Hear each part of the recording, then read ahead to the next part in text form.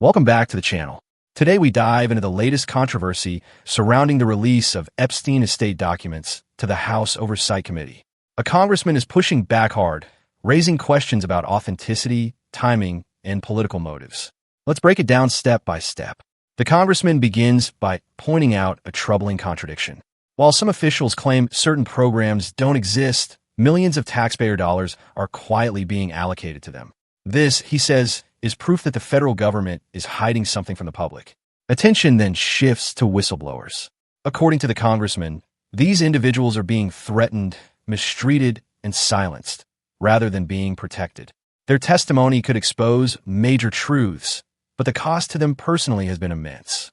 The biggest revelation centers on the Epstein estate. A letter allegedly signed by former President Trump surfaced, but the congressman is skeptical.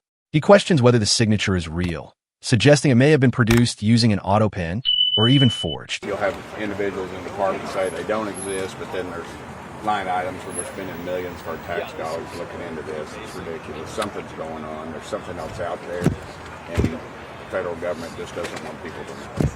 And this one seems to focus on whistleblowers. What's been your experience and understanding of how whistleblowers have been treated? Yeah, they've been mistreated, obviously.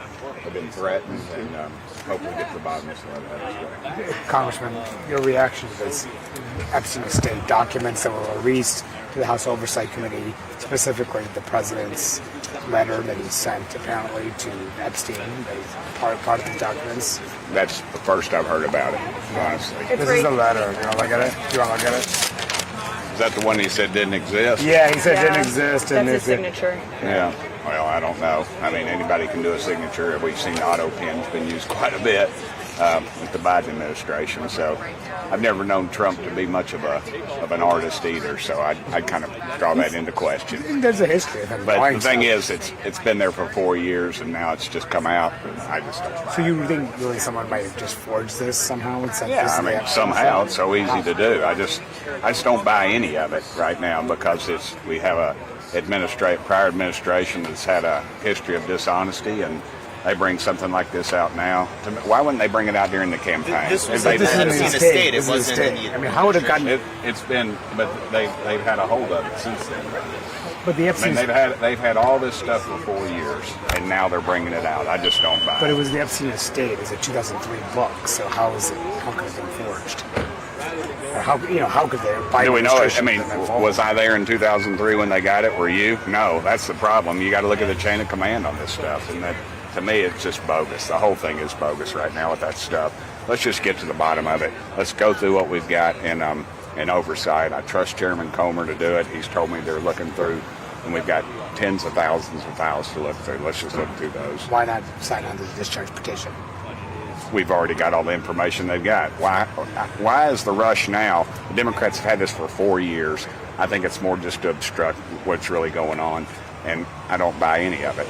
Because they've had it for 4 years, and you know good and well if they had anything on Trump 4 years ago, they would have put it out. He's their enemy number one, and it's proven it once again. Now all of a sudden they want justice, and they've hidden for 4 years. Somebody needs to be asking the Democrats where were they for 4 years, and we were out here hollering for getting the stuff out there. So, and again, one of the attorneys told us in the closed door meeting that they didn't want everything out. So in our rush to do that, we're going to harm a lot of innocent people.